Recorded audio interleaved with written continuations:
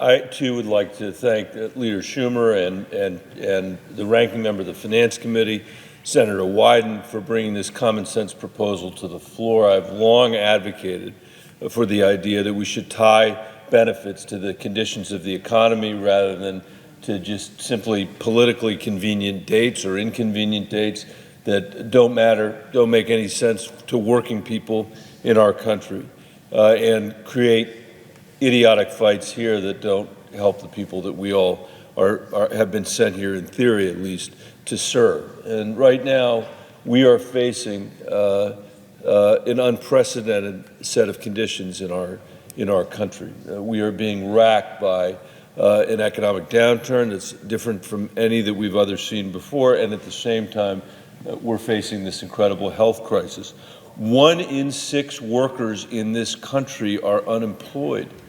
1 in 6 workers is unemployed today. But for once, thankfully, we were able to come together in a bipartisan way in March and pass the CARES Act, which is benefiting these workers in 2 ways. First, we expanded unemployment benefits to cover almost 10 million self-employed workers, gig workers, and others that are usually left behind in circumstances like this. That's something we should have changed a long time ago, but we finally got it done, and we did it in a bipartisan way. Second, we added, as Leader Schumer and Senator Wyden said, we added $600 per week to the normal unemployment benefit for all 30 million workers claiming benefits.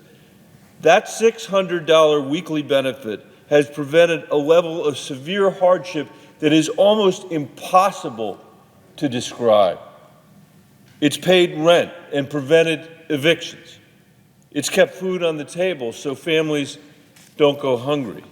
It's kept the lights on and paid for the internet so our kids can learn. The bottom line is that the $600 weekly payment has been an essential lifeline to families in the middle of the worst economic crisis since the Great Depression. In Colorado alone, over 450,000 workers are receiving the expanded benefit, and it's put a total of nearly $2.5 billion into our economy.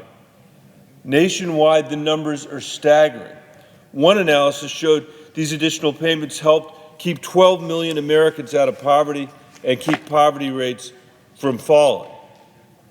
Without these payments, wages across the entire economy would have declined by 10% from February to May. We completely offset that decline. And you know what that means is that working people actually were able to continue to buy things in this economy.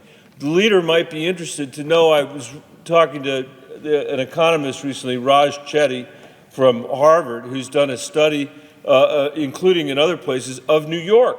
And that study shows that the biggest loss in terms of consumer spending has come from the wealthiest areas in New York. And that's resulted in the biggest unemployment. In other words, if you have a small business in a wealthy area in New York, your small business is cratering because wealthy people aren't spending money on services because they're scared of getting COVID. In other parts of New York, there's been much less destabilization, and that's because of these unemployment benefits, directly because of these unemployment benefits. Because where the unemployment rate has gone up, people's incomes have been able to be stabilized. And I don't think, first to say, that not everything we've done with the CARES Act has been perfect. As we know, the CARES Act left out too many families. Too many states have been too slow to get these benefits out. And that's the result of delivering benefits through 50 different systems that have been underfunded and undermined for 50 years. But once they've gotten out, these benefits have made a transformational difference. Everyone in the Senate should be proud of that. I come out here all the time and complain how terrible this place is. I was amazed to hear the majority leader this morning talk about the, quote, incompetence of local officials. There is no body in the world more incompetent than this Senate. But here's a moment when we can actually be proud of something that we did here.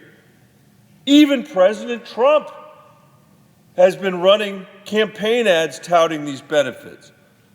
But even as he's running these ads, which, as Senator Wyden said, he's running because this unemployment is popular, he's threatening to take away the benefit by allowing the $600 to sunset at the end of July.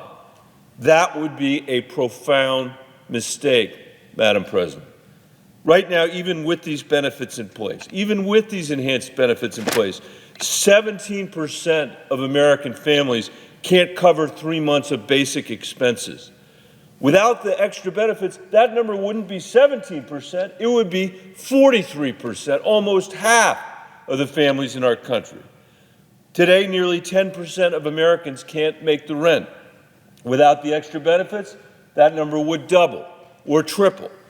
If we let these benefits expire, we're going to throw tens of millions of Americans who rely on them into a profound financial crisis. We'll be cutting their monthly income by $2,400.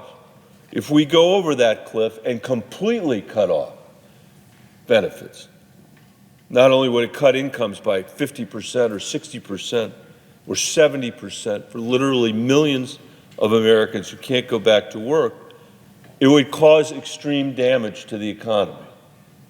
Nothing has kept our economy afloat more than this investment in unemployment.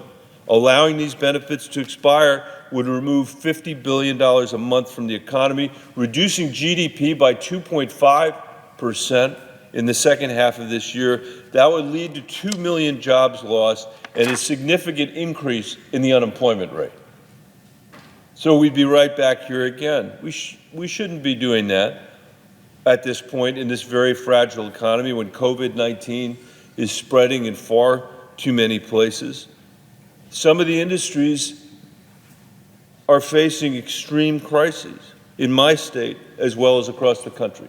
Hotels are projected to suffer revenue losses of almost 60% in 2020. Between March and May 2020, total restaurant sales were down more than $94 billion from expected levels.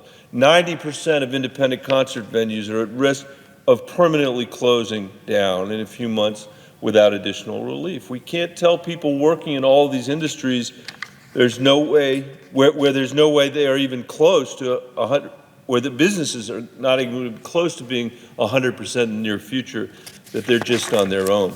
That's why we need to pass an expanded employment benefit that continues after July. And we should tie that expanded benefit to the unemployment rate as Senator Schumer and Senator Wyden have designed, so it steps the benefit level down as the economy heals. That makes sense.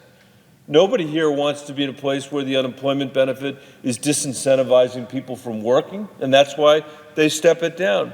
But it needs to stay in place until this economy heals.